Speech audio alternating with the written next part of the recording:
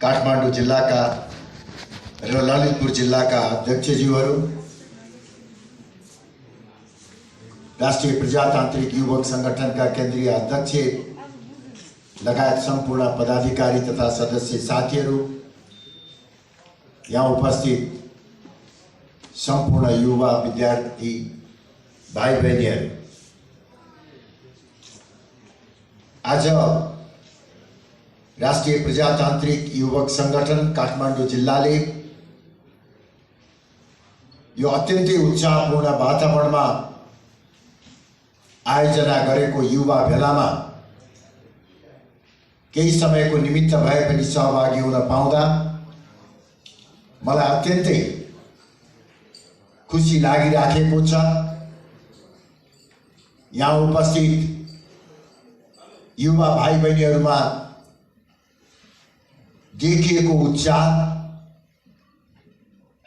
तपाईहरुको अनुहारमा देखिएको उमङ्गले मलाई ठुलो ऊर्जा शक्ति प्रदान गरेको मैले महसुस गरेको छु।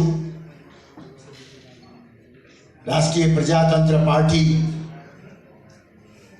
केवल एउटा राजनीतिक दल मात्र होइन, मुलुकमा हाल विद्यमान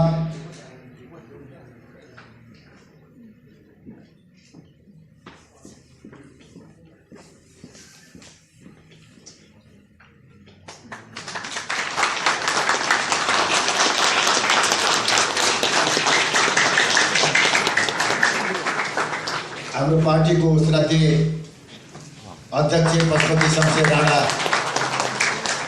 भर्खरै आइपुग्नु भएको छ र आसन ग्रहण गर्नुभएको छ। र म साथीहरूलाई भनिरहेको थिएँ कि राष्ट्रिय प्रजातन्त्र पार्टी केवल एउटा राजनीतिक पार्टी मात्र होइन, अहिलेको सन्दर्भमा हाल मुलुकमा कायम रहेको विकृति र विसङ्गतिहरूलाई अन्त्य गरेर देशको राष्ट्रियतालाई बलियो बनाउने, प्रजातन्त्रलाई बलियो बनाउने र मुलुकमा दिगो आर्थिक समृद्धि गर्ने एउटा अभियान हो राष्ट्रिय प्रजातन्त्र पार्टी। धर्म संस्कृति को रक्षा गर्दै नेपाल को राष्ट्रिय एकतालाई बलियो बनाउने एउटा राष्ट्रवादी आन्दोलन पनि हो राष्ट्रिय प्रजातन्त्र पार्टी। त्यसर्थ आज तपाईहरु जो राष्ट्रिय प्रजातन्त्र पार्टीमा प्रवेश गर्दै हुनुहुन्छ, तपाईहरु केवल एउटा राजनीतिक दलको सदस्य मात्र होइन, एउटा राष्ट्रिय अभियान र राष्ट्रवादी आन्दोलनको संवाहक सदस्य पनि हुँदै हुनुहुन्छ। म तपाईहरु सबैलाई पार्टीमा हार्दिक स्वागत गर्न चाहन्छु। आज त यहाँ तपाईहरु निकै ठुलो उत्साह लिएर आउनु भएको छ, तर अधिकांश युवाहरू राजनीतिक रूपमा क्रियाशील भन्दा पनि आफ्नो उद्यम व्यवसाय गर्ने,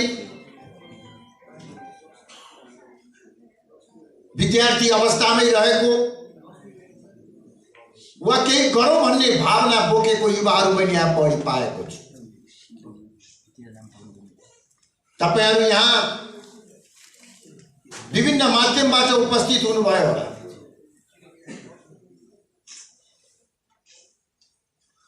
साथीहरूको अनुरोधलाई मानेर उपस्थित बन्नुभयो होला। के हुँदो रहेछ कार्यक्रम एकपटक सहभागी भौँ भनेर पनि उपस्थित हुनुभएको होला। जुनसुकै कारणबाट, जुनसुकै आधारबाट, जुनसुकै माध्यमबाट भए पनि तपाईहरु यो हलभित्र प्रवेश गरेपछि तपाईहरु राप्रपामा सहभागी भएर देशमा केही गरौँ भन्ने भावना बोकेको भन्ने मैले ठानेको छु र तपाईहरुलाई म राष्ट्रिय प्रजातन्त्र पार्टी का बारेमा छोटकरीमा जानकारी गराउन चाहन्छु। नेपालमा अहिले थुप्रै पार्टीहरू छन्। प्रमुख पार्टीहरू कांग्रेस कम्युनिस्ट पार्टीहरू छन् भने निर्वाचन आयोगमा 100 भन्दा बढी पार्टीहरू दर्ता भएका छन्। यी सबै पार्टीहरू भन्दा राप्रपा फरक विचार र अलग पहिचान बोकेको पार्टी हो। यो तपाईहरुले पहिला राम्रोसँग बुझ्नु पर्दछ। राप्रपा अरु पार्टीहरू भन्दा फरक पार्टी, विचारको हिसाबले, सिद्धान्तको हिसाबले, नीतिको हिसाबले र यो देशलाई कसरी बलियो बनाउने भन्ने बाटोको हिसाबले पनि राप्रपाले अरु पार्टीहरू भन्दा फरक विचार, नीति, सिद्धान्त र बाटो बोकेको छ। यो कुरा तपाईहरु सबले बुझ्नु पर्दछ। कांग्रेस र कम्युनिस्टको जस्तै एउटा पार्टीमा सहभागी भएको छु भन्ने तपाईहरुले ठान्नुहुन्न।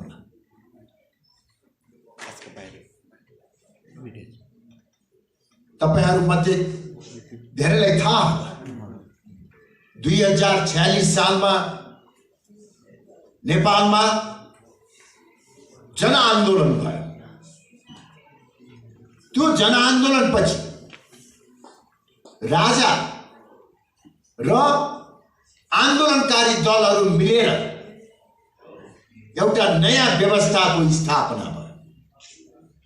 बहुदलीय प्रजातन्त्रको स्थापना भयो 2046-47 सालमा। संवैधानिक राज संस्था, बहुदलीय प्रजातन्त्र र संसदीय व्यवस्था नेपालको निमित्त अपरिहार्य आधारहरू हुन्। यी मान्यताहरू म फेरि दोहोऱ्याएर भन्छु, हरेक युवाले बुझ्नुपर्छ।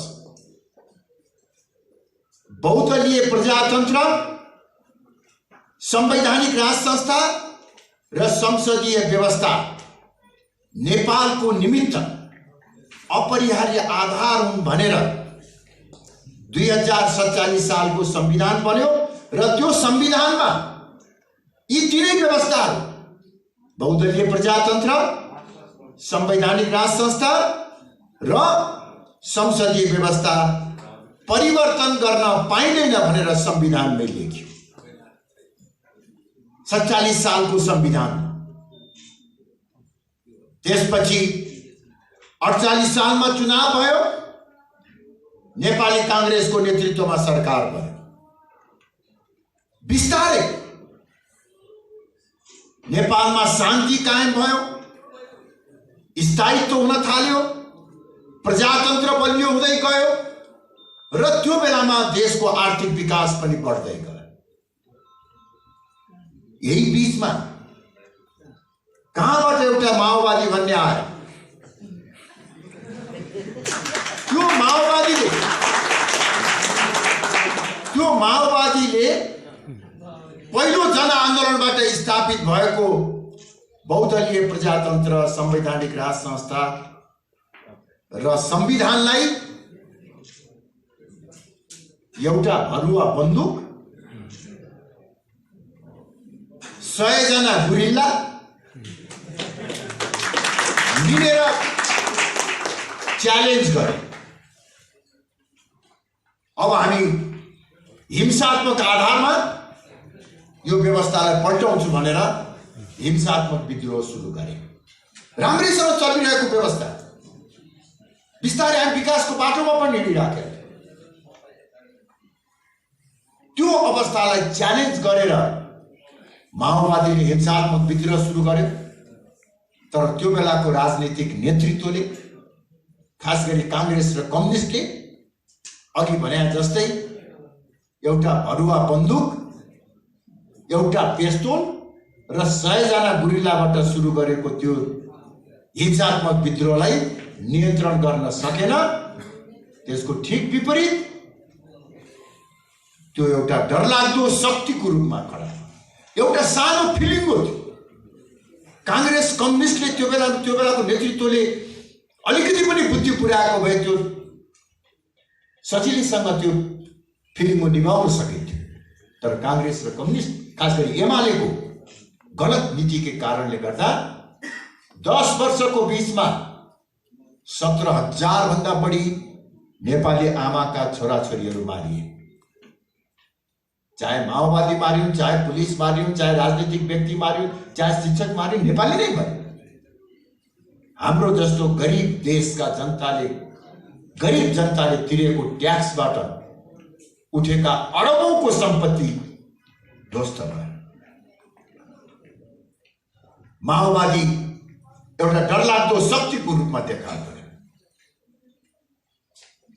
त्यसपछि माओवादीले बन्दुकको भरमा काठमाडौँ कब्जा गर्न सक्ने अवस्था देखे। 10 वर्षसम्म लड्यो, मान्छे मरेछ, तर काठमाडौँ कब्जा गरेर शासन सत्तामा पुग्न सक्ने अवस्था देखेन। त्यसपछि उसले विदेशीसँग हात बढायो, विदेशीसँग साँठगाँठ गर्यो। पश्चिमा मुलुकहरू जो नेपालमा धर्म परिवर्तन गराएर नेपालमा आफ्नो सांस्कृतिक उपनिवेश खडा गर्न चाहन्थे, ती पश्चिमा मुलुकहरूले सबभन्दा पहिला माओवादीसँग हात मिलाए। त्यसपछि हाम्रो छिमेकी भारतको तत्कालीन शासक वर्गको सँग माओवादीले हात मिलाए। त्यहाँको गुप्तचर संस्था रसँग सम्बन्ध कायम गरेर नेपालमा परिवर्तन गर्ने योजना बनाए। पहिला तपाईहरुलाई थाहा छ कि छैन म सम्झाउँछु। माओवादीले यो विद्रोह सुरु गर्दा तत्कालीन प्रधानमन्त्री शेरबहादुर देउवालाई 40 बुँदे माग राखेको थियो। त्यो 40 वटा बुँदा मध्ये 12 वटा विषयहरू भारतका विरुद्धमा थियो। भारतको विस्तारवादलाई चाहिँ समाप्त पार्ने भनेर माओवादीले सुरुङ पनि खनेको थियो। सुरुङ युद्ध गर्ने भनेर, भारतसँग सुरुङ युद्ध गर्ने भनेर खनेको थियो। सुरुङ युद्ध गरेर भारतसँग लड्ने कुरा त परै जाओस्, त्यहाँको गुप्तचर संस्थासँग हात मिलाएर नेपालमा आफ्नो वर्चस्व कायम गर्ने नीति अपनायो। र माओवादीले त्यो 40 बुँदामा त्यति प्रश्न थिएन। धर्मनिरपेक्षता, गणतन्त्र र संघीयताको एजेन्डा बोक्यो। त्यो विदेशीको एजेन्डा थियो। विदेशीको एजेन्डा सबभन्दा पहिला कसले बोक्यो? माओवादीले बोक्यो। माओवादी एक्लैले त्यो एजेन्डा बोकेर परिवर्तन हुन सक्ने सम्भावना थिएन। त्यसपछि फेरि विदेशीको दबाव र प्रभावमा परेर क्रमशः पहिला एमाले र त्यसपछि कांग्रेसलाई आफ्नो पक्षमा मिलाउने काम गर्यो। विदेशीको भारी बोक्ने काम कसले गर्यो? माओवादीले। माओवादीले त्यो भारी एक्लै बोक्न नसकेपछि माओवादीको सहायक भरिया को भयो? एमाले र कांग्रेस। त्यो तिनै एमाले र कांग्रेस हुन् जसले 46 सालमा आन्दोलन गरेर राजाको अधिकार खोसेर अबदेखि नेपालमा संवैधानिक राज संस्था र बहुदलीय प्रजातन्त्र चाहिँ अब फेर्न पाइँदैन भनेर संविधानमा लेखेको राजाले होइन, यही कांग्रेस र चाहिँ एमाले हो। तर माओवादीसँग मिलेर त्यही व्यवस्थाको विरुद्धमा उनीहरू पनि खडा भए। 62-63 को आन्दोलन भयो। त्यो आन्दोलन तपाईहरुले पनि कतिपय देख्नुभयो होला। अलिकति 25-30 वर्ष उमेर पुग्या त तपाईहरु पनि ढुङ्गा हान्न जानुभयो होला कतिपय। सडकमा आन्दोलनमा अब परिवर्तन गर्ने, आमूल परिवर्तन गर्ने, सदियौंदेखिको दासताबाट मुक्त तुल्याउने अनेक कुरा भनिएको छ। प्रजातन्त्रको लागि अब कहिले लड्नु पर्दैन, नेपालीलाई दासतामा मुक्त पारिएको राखिएको छ भने र के पनि प्रचार गरे भने नेपालको भोक, रोग, गरिबी, अशिक्षा, पछौटेपन यो सबको मुख्य कारण भनेको राज संस्था, हिन्दू राष्ट्र र एकात्मक राज्य प्रणाली हो। त्यसकारण यसलाई हटाउनु पर्छ भनेर प्रचार गरे। यस्तो प्रचार गरे बुद्धिजीवी वर्ग, नागरिक समाज, संचार माध्यम सबलाई खेलाए। अनेक किसिमका लोभ लालच दिएर एक किसिमले भन्यो भने बौद्धिक आतंकै सिर्जना गरे। माओवादीको त्यो हिंसात्मक आतंक भौतिक आतंक थियो। यो 62-63 पछि सुरु भएको चाहिँ बौद्धिक आतंक थियो। त्यो बेलामा तपाईहरुलाई थाहा होला, हिजोसम्म कांग्रेस एमाले चाहिँ आन्दोलन गरेर ल्याएको अपरिवर्तनीय भनेको व्यवस्था राज संस्थाको पक्षमा कुरा गर्यो भने, हिन्दू राष्ट्रको कुरा गर्यो भने जिब्रो नै चुट्टिने अवस्था थियो, ज्यान हत्केलामा राखेर जानुपर्ने अवस्था थियो। त्यस अवस्थामा पनि हामी कति पनि विचलित नभइकन यो बाटो गलत छ, यो एजेन्डा विदेशीको एजेन्डा हो, नेपालमा यो चल्न सक्दैन, नेपालमा टिक्न सक्दैन, ढिलो चाँडो यसको परिवर्तन आवश्यक छ भनेर त्यो आन्दोलनको रापतापमा पनि हामी निरन्तर अगाडि बढ्यौं। र अहिले 14 वर्ष आउँदाखेरि हामी देखिराखेका छौं त्यो व्यवस्था करिब करिब असफल प्रमाणित भएको छ। कांग्रेस र कम्युनिस्ट असफल भएका छन्। हामी जहाँ जान भनेर हिँडेका थियौं त्यसको ठीक विपरीत गन्तव्यमा पुगेका छौं। काठमाडौँबाट काकडभिट्टा जान भनेर हिँड्यौं, भोलिपल्ट नाइट बस चढेर हिँड्यौं, भोलिपल्ट काकडभिट्टा पुग्नु सट्टा चाहिँ महेन्द्रनगर पुग्यौं। अहिलेको अवस्था त्यही भएको छ। अब तपाईहरुले भन्नुहोस्, काकडभिट्टा जान भनेर बस चढेको मान्छे भोलिपल्ट बिहान उठ्दाखेरि महेन्द्रनगर पुग्छ भने त्यसको कारण के हुन्छ भन्नुहोस् त? त्यसको कारण हुन्छ बाटो उल्टो भयो। नारायणघाट पुगेपछि पूर्व लाग्नु पर्ने ठाउँमा पश्चिमतिर लाग्यो। आज त्यही भएको छ देशको अवस्था। लोकतन्त्रलाई बलियो बनाउने, अब लोकतन्त्रको लागि कहिले लड्नु पर्दैन भनेर चाहिँ प्रचण्ड, गिरिजाप्रसाद कोइराला, माधव नेपालले भने होइन। 3-4 हप्ता अगाडि तपाईहरुले देख्नुभयो होला नि। फेरि लोकतन्त्रको हत्या भयो, संविधानको हत्या भयो, प्रजातन्त्र कमजोर भयो, केपी ओली तानाशाही भयो भनेर तिनै प्रचण्ड र माधव नेपाल कहाँ पुगे?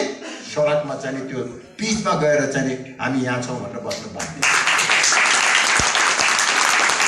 प्रजातन्त्रको लागि अब कहिले पनि लड्नु पर्दैन भनेर राजा खाल्या होइन? किन 10-12 वर्ष बित्दा नबित्दै फेरि प्रजातन्त्रमाथि संकट आयो? किन लोकतन्त्रमाथि संकट आयो? बाटो गलत भयो। बाटो गलत भएपछि, हिजो राज संस्था हटाएपछि लोकतन्त्र बलियो हुन्छ भनेर भनेपछि अब उहाँहरू असफल भएपछि त्यो हाम्रो राज संस्था फर्काउनु पर्छ कि पर्दैन भन्नु? राज संस्था हटाएपछि प्रजातन्त्र बलियो हुन्छ भन्ने, तर प्रजातन्त्र झन् हिजोको भन्दा कमजोर हुने भएपछि अब हामीलाई हिजोको राज संस्था फिर्ता चाहियो, हिन्दू राष्ट्र फिर्ता चाहियो। हिन्दू राष्ट्र फिर्ता चाहिँ आज कहाँ पुगेको छ देश हेर्नुहोस्। भ्रष्टाचार, कुशासन, सर्वसत्तावाद, विदेशीको चलखेल, यो सबले गर्दाखेरि नेपालको राष्ट्रियता, एकता, स्वतन्त्रता कमजोर भएको छ। आर्थिक विकासले गति लिन सकिरहेको छैन। यहाँ यति धेरै युवाहरू तपाईँहरूलाई देख्दाखेरि कहिलेकाहीँ हामीलाई अपराध बोध जस्तो पनि हुन्छ कि गिल्टी फिलिङ हुन्छ नि। तपाईँहरू देख्दाखेरि कहिलेकाहीँ बडो अस्थिरो हुन्छ, किनभने अब हामी पनि त जहिले नेतृत्वमा भएका छौँ, मन्त्री भयौँ, प्रधानमन्त्री भयौँ, तर अहिले हामीले नेपाली युवाहरूको भविष्य कस्तो बनाइदिएका छौँ। नेपालमा जन्मिने, 17-18 वर्ष हुने,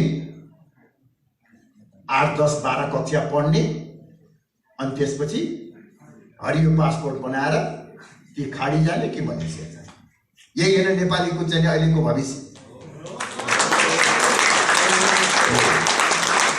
यसलाई परिवर्तन गर्न जरुरी छ। यही परिवर्तन गर्नको निमित्त हामीले यो राष्ट्रवादी आन्दोलन सुरु गरेका। यो राष्ट्रवादी आन्दोलनले प्रजातन्त्रलाई बलियो बनाउँछ। यो राष्ट्रवादी आन्दोलनले नेपालको राष्ट्रियतालाई बलियो बनाउँछ, नेपालको स्वाभिमानलाई बलियो बनाउँछ। र यो राष्ट्रवादी आन्दोलनले नेपाली जनताको आर्थिक समृद्धि कायम गर्छ र प्रत्येक नेपाली जनताको अनुहारमा हाँसो र उज्यालो ल्याउने काम गर्छ।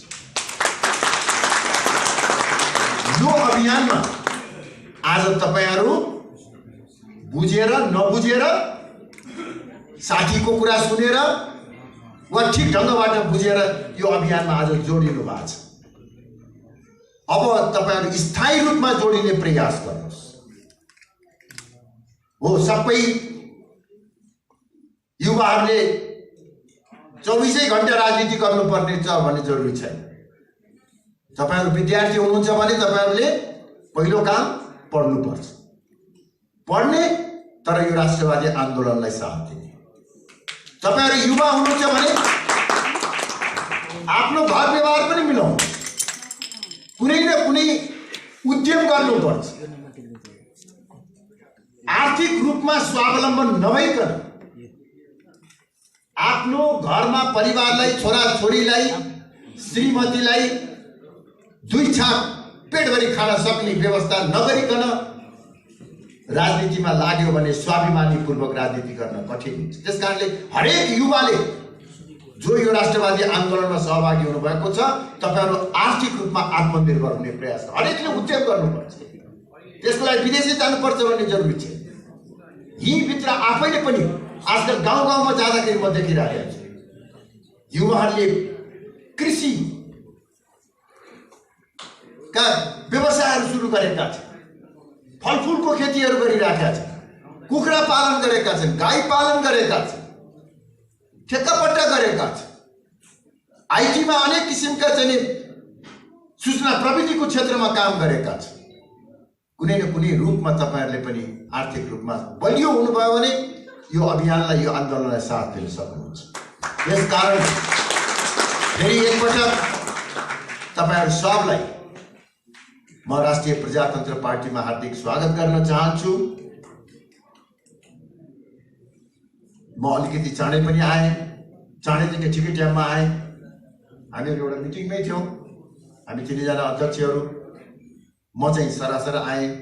हाम्रो श्रद्धेय अध्यक्ष लुगासुगा फेरेर, मैले लुगा फेर्नु पाइनँ, अलिकति टाइम लागेको छ। अब चाहिँ के भनेदेखि बाँकी चाहिँ काम यहाँ काम छ, त्यो चाहिँ श्रद्धेय अध्यक्षज्यूलाई त्यो चाहिँ निरन्तरता दिन हार्दिक अनुरोध गर्दै म चाहिँ बिदा हुन चाहन्छु र सम्पूर्ण आयोजक साथीहरूलाई तपाईँहरूलाई धेरै धेरै धन्यवाद। आज तपाईँहरूले लिएको प्रण अत्यन्त महत्त्वपूर्ण प्रण छ। तपाईहरूले यो पार्टीको आदर्श, यो पार्टीलाई अगाडि बढाउने कुरा र यसको आदर्शलाई अगाडि सार्ने कुराको प्रण गर्नुभएकोमा म अत्यन्त हर्षित छु। साथीहरू, आज हामी मुलुक एउटा अत्यन्त दुविधाको सङ्कटमा परेको देखिरहेका छौँ। एउटा पार्टी नेपाल कम्युनिस्ट पार्टीलाई नेपाली जनताले झन्डै 2/3 बहुमत दिएको। त्यो पार्टीले यो मुलुकलाई स्थायित्व र समृद्धि दिने वादा गरेको छ। तर गर्दा गर्दा पार्टी भित्रको झगडा यति पराकाष्ठमा पुग्यो कि अन्ततोगत्त स्थायित्व 5 वर्षदेखि यो मुलुकलाई आर्थिक रूपले उत्साल्छु भने पार्टी 2 टुक्रामा 2 फ्याक्ला भई अहिले संसद विघटन गर्यो। त्यो विघटन पनि सफल हुन सकेन। आज साथीहरू, हाम्रो अगाडि एउटा अत्यन्त अस्थिलो प्रश्न आइरहेछ। सर्वोच्चले जुन निर्णय दियो त्यो संविधान अनुसार अत्यन्त सही, अत्यन्त उचित निर्णय दियो। संविधानको पालना गरे बापत हामी सर्वोच्च अदालतलाई मुरी मुरी धन्यवाद दिन्छौँ। तर साथीहरू, आज मुलुक कता जाने, कहाँ जाने, कुन दिशातिर मोडिने भन्ने कुरा अहिले कसैलाई थाहा छैन। मुलुक तरल अवस्थामा छ। मुलुक बगिरहेछ। कहाँ मुलुक पुग्छ, कहाँ जान्छ, कसैलाई थाहा छैन। यो अवस्थाले हामीलाई प्रश्न पारेको छ कि अहिले भएका मुख्य पार्टीहरूले मुलुकपट्टिको जिम्मेवारी पालना गर्न असफल भएका। आज साथीहरू, यो मुलुकको प्रजातन्त्र सफल पार्ने हो भने बहुदलीय प्रजातन्त्र अन्तर्गत यो मुलुकको साँच्चीकै प्रगति गर्ने, दुनियाँलाई सुख दिने भएदेखि साम्यवादी पार्टीले त सक्दैन, कांग्रेसको पनि अब काम छैन। यसले अहिलेको अवस्थामा मुलुकलाई मुख्य प्रतिद्वन्द्वीको रूपमा जुन दिशा दिनुपर्ने त्यो पनि दिन सकेन। मुलुकको यो बहुदलीय प्रजातन्त्रलाई जग दिने भए, एउटा स्थायी जग, एउटा बलियो आधार दिने भएदेखि सांस्कृतिक परम्परागत आधारमा यो मुलुकमा हिन्दू धर्म स्थापित गरी हुँदैन भन्ने प्रश्न भयो। म भन्छु, आज तपाईहरु जो जति शक्तिमा बस्नु भएको छ, हुन त को शक्तिमा छ थाहै छैन। यो अवस्थामा बसेका तपाईहरु सम्पूर्णलाई राष्ट्रिय प्रजातन्त्र पार्टी सचेत गर्न पान्छ। तपाईहरुले गरेको धर्मनिरपेक्षता अन्तर्गत यो मुलुक चल्न सक्दैन। यो मुलुकको प्रजातन्त्रलाई दिगो आधार दिने भए एक र एक मात्र बाटो छ। यो मुलुकलाई फेरि एकचोटि हिन्दू राष्ट्र बनाउनै पर्छ। दोस्रो कुरा साथीहरु, अहिलेको अवस्थामा यो मुलुकको सर्वोच्च ओहदा, यो मुलुकको राष्ट्रिय प्रमुख एउटा पार्टीको पनि एक पक्षको खेलौना बनेको छ।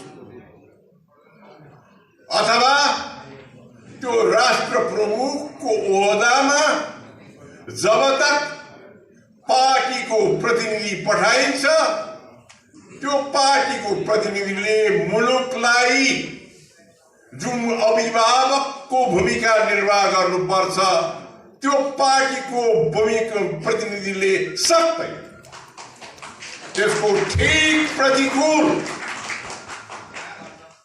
राष्ट्र प्रमुखको ओहदामा साँच्चीकै निष्पक्षता र अभिभावकको भूमिका निर्वाह गर्ने हो भने हामीले अहिलेको व्यवस्थापन गर्न सक्दैन। एउटा मात्र उपाय छ साथीहरू, प्रजातन्त्रको कल्याण गर्न, प्रजातन्त्रलाई संरक्षण गर्न। अब हामीले राष्ट्र प्रमुखको ओहदामा त्यही पुरानो संस्था र संस्थालाई ल्याए मात्र प्रजातन्त्र सफल। साथीहरू, अहिलेको अवस्थामा मुलुक राजनीतिक ढंगले पिङ खेलिरहेको छ। यसरी पिङ खेलेर मुलुक चलाउन सकिन्छ। यो मुलुक स्थिर बनाउनु पर्छ, यसलाई सही बाटो दिनुपर्छ, यसलाई दिगो दिशा लगी तपाईहरुले आज प्रण गरेर सक्रिय सदस्यता लिए अनुसार अगाडि बढाउनु पर्छ भन्ने म तपाईहरुलाई अनुरोध गर्छु। त्यसैले साथीहरू, राष्ट्रिय प्रजातन्त्र पार्टीका आदर्शहरू यो मुलुकको दिगो विकास, यो मुलुकको प्रजातान्त्रिक भविष्य, यो मुलुक हिन्दू धर्मको परम्परामा आधारित भएर चल्ने र राष्ट्र प्रमुखमा त्यही पुरानो संस्था फर्काउने बाटो सिवाय यो मुलुकको प्रजातन्त्रलाई अरू विकल्प छैन। सम्पूर्ण साथीहरूलाई आजको दिनमा यो आदर्शमा तपाईहरुले समर्पित भई सक्रिय बन्ने जुन वार्ता गर्नुभयो त्यसको लागि म पार्टीको तर्फबाट तपाईहरु सम्पूर्णलाई मोरी मोरी धन्यवाद दिँदै युवक संगठन, हाम्रो काठमाडौँको एकाइ सम्पूर्णलाई यो कार्य अगाडि बढाएकोमा बधाई दिँदै म तपाईहरुसित बिदा हुन चाहन्छु। जय राष्ट्र, जय राष्ट्र।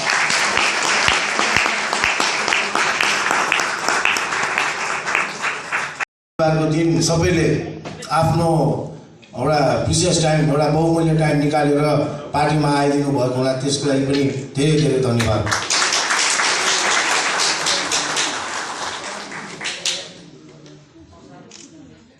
मैले यो पार्टीमा सबैजना साथीभाइहरूलाई चाहिँ बोलाउनुको उद्देश्य सबै साथीभाइहरू हामी सबैजना मिलेर चाहिँ अगाडि बढ्नुपर्छ भन्ने हिसाबले चाहिँ र हिन्दू राष्ट्रको लागि, राजतन्त्रको लागि चाहिँ सबैजना एकजुट भएर लड्नुपर्छ भन्ने हिसाबले तपाईहरुलाई चाहिँ आग्रह गरेर आज तपाईहरुलाई चाहिँ पार्टी प्रवेशमा चाहिँ हामीले एउटा निमन्त्रणा दिएका हौं। राप्रपा कस्तो पार्टी हो त? राप्रपा यस्तो पार्टी हो कि हजुर 17,000 मारेर आएको र बनेको पार्टी होइन। खोला नाला हेर्नुस्, सिमाना बेचेर बनेको पार्टी होइन। यो पार्टी संस्कृति, सभ्यता, संस्कार र हिन्दू राष्ट्र त्यो राज संस्थाको लागि बनेको एउटा पार्टी हो। हेर्नुस्, र यसको मूल्य र मान्यता, यसमा आधार छ, यसको जग यो हो। र तपाईँ हामी सबैजना साथीभाइहरू एउटा थोपा हो, पानी हो। तर पानी समुद्रमा चाहिँ आज हामी परिवर्तन भइसकेका छौँ। समुद्र जुन ठाउँमा जान्छ त्यो ठाउँमा विकास हुन्छ, पुल बन्छ। हेर्नुस्, र समुद्रलाई चलायो भने बाढी आउँछ, भत्काएर लिएर जान्छ। हेर्नुस्, त्यही भएर आज तपाईँ हामी एउटा प्रतिबद्धता गर्नुस्। आजबाट हामी कुनै पनि अरू पार्टीको बोलाएको खण्डमा झण्डा बोक्दैनौँ।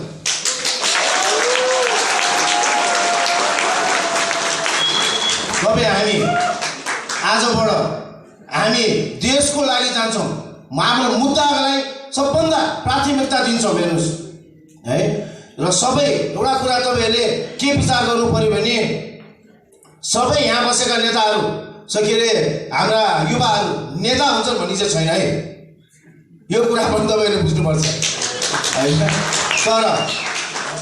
तर सबै नेताहरू एकपटक युवा चाहिँ बनिया हुन्छ। त्यही भएर साथीहरू, तपाईँ हामीले चाहे पनि जे पनि गर्न सक्छौँ। आज आएको जतिजना साथीभाइहरू हुनुहुन्छ, यो सानो समूह होइन है, तपाईँको घर परिवारले तपाईँलाई समर्थन गर्छ। हेर्नुहोस् है, तपाईँ हामी सबैजना एकजुट हुनुपर्ने आवश्यकता छ। तपाईँ हामीले नै यो देशलाई चाहिँ अगाडि बढाउँछौँ। अरूले गर्दैन, अरूले चाहिँ भन्देला होइन, म किन अगाडि बढ्ने, म किन जानु पर्यो, अरूले गर्दैन, त्यसरी हुँदैन। तपाईँ हामीले नै अगाडि बढाउने हो, तपाईँ हामीले लगनशीलताका साथ अगाडि जाने हो। तपाईँ त्यो भन्दैमा मैले तपाईँहरूलाई तपाईँको व्यवसाय काम छोडेर राजनीतितिर लाग्नुपर्छ भने होइन। राजनीतिलाई एउटा समय दिनुहोस्, शनिबारको दिन समय दिनुहोस्। तपाईँहरूले तपाईँहरूको साथीभाइहरूलाई चाहिँ हाम्रो पार्टीको बारेमा चाहिँ कुरा गर्नुहोस्, डिस्कस गर्नुहोस् होइन। सबैजना साथीभाइहरूलाई तपाईँहरूले चाहिँ कन्भिन्स गर्नुहोस् किन तपाईँहरू यो पार्टीमा लागेको छ त। यो कुराहरू बुझाउन एकदम अत्यन्त जरुरी छ। हामीले राष्ट्र संस्था र हिन्दू राष्ट्रको लागि लागेको हाम्रो मुद्दा यो हो। हेर्नुहोस्, हामी कोहीसँग पनि बहसमा चाहिँ पछाडि पर्नु पनि जरुरी छैन। हामीहरू एकदम स्वच्छ छवि भएका व्यक्तिहरू हौँ। हामीहरूले कसैको के खाइदिए पनि छैनौँ। त्यो भएको हुनाले हामी एकजुट हौँ। अबको दिनमा म साथीहरू जतिजना यहाँ आउनु भएको छ, म उहाँहरूलाई के भन्छु भने आज पार्टी प्रवेश गरेर सक्रिय सदस्य लिएर चुप लाएर नबन्नुहोस्। आफ्नो टोल, एउटा गाउँ, हाम्रो चाहिँ वडा नगरमा तपाईँहरू सदस्य बन्नुहोस् है। यो पत्र आज तपाईँले बुझाउनु भएको छ। हाम्रो अध्यक्षज्यूले यो कुरा सबै हेरेर कुन कहाँ हो भनेर यसलाई चाहिँ उहाँले हेर्नुहुन्छ। त्यो अन्तर्गत तपाईँहरूलाई बोलाउनुहुन्छ। तपाईँहरू त्यहाँबाट गठन सुरु गर्नुहोस्, चुप लाएर नबस्नुहोस्। र अब आउने चुनावमा उठ्नको लागि कोसिस गर्नुहोस्। वडामा उठ्नु कोसिस गर्नुहोस्, नगरमा उठ्नुहोस्, क्षेत्रमा उठ्नुहोस्। अब हाम्रा पूर्वजहरूलाई हामी सल्लाहकारको रूपमा राख्छौँ। हेर्नुहोस् है, हामी हाम्रो पूर्वजहरूलाई हाम्रो अभिभावकहरूलाई हामी सल्लाहकारमा राख्छौँ।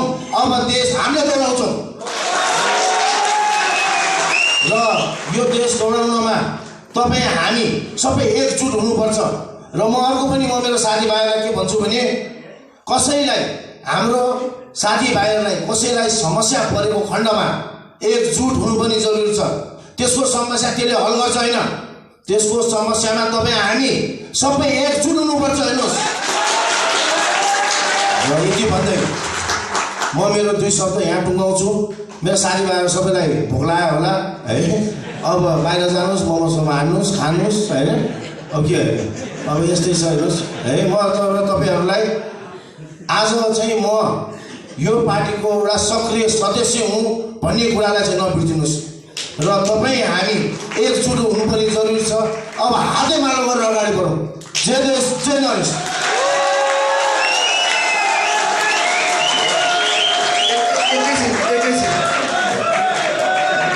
एकैछिन साथीहरू, अब हामी कार्यक्रमको अन्त्यमा आइसकेका छौँ।